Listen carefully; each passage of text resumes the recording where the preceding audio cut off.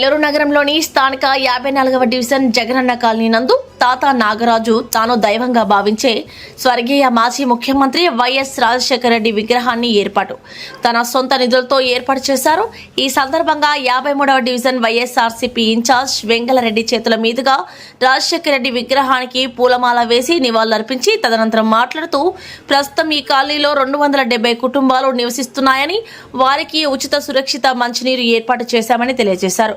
భవిష్యత్తులో కాలనీ వాసులకు మరిన్ని సదుపాయాలు కల్పిస్తామని హామీ ఇచ్చారు. ఈ సందర్భంగా స్థానిక వైఎస్ఆర్సీపీ కార్యకర్తలు పాల్గొన్నారు.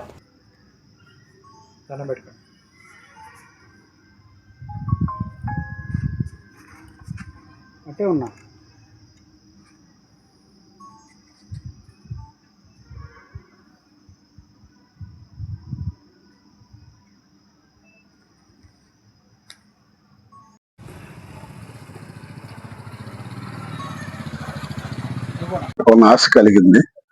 2 నెలల క్రితం 15/3/2026లో బొమ్మ ఆవిష్కారం పూజ మా లీడర్ పర్వతాల చంద్రశేఖర్ రెడ్డి ద్వారా చేపించుకున్నాను.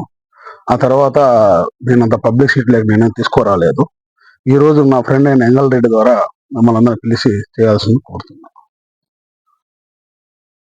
డివిజన్ ఇన్ఛార్జ్ వైఎస్ఆర్పి గత 2 నెలల క్రితం 15/3/2026లో మా నాయకుడు, మా దైవం అయినటువంటి డాక్టర్ రాజశేఖర రెడ్డి గారి విగ్రహాన్ని మా నాయకుడు, ఆది నాయకుడు ఎమ్మెల్సీ పర్వత చంద్రశేఖర రెడ్డి గారు ఓపెన్ చేయడం జరిగింది. ఆ రోజు నేను రాలేకపోయాను, వేరే పని ఉండి.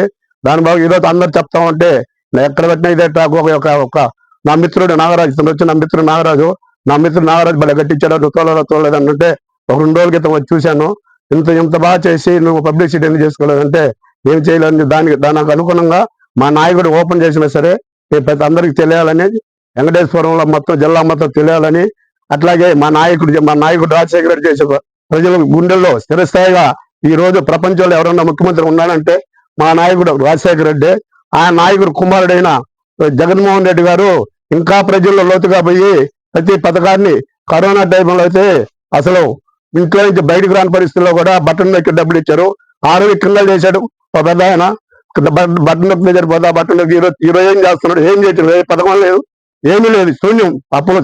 అప్పులు చేయడం, లక్షలు అప్పులు చేయడం, దన్నుకోవడం, వ్యాపారం చేయడం తప్ప మా నాయకుడు చేసినటువంటి రాజశేఖర రెడ్డి కానీ ఆయన బిడ్డగా జగన్మోహన్ రెడ్డి గారు చేసిన పనులు చరిత్రలో ఇంకెవరు చేయలేరని ఈరోజు పత్రికా సమావేశంలో తెలియజేస్తున్నాను. ఈ వీడియో కనుక మీకు నచ్చినట్లయితే లైక్ చేసి షేర్ చేయండి. మరిన్ని లేటెస్ట్ అప్డేట్స్ కోసం మా ఛానల్ ని సబ్స్క్రైబ్ చేయండి.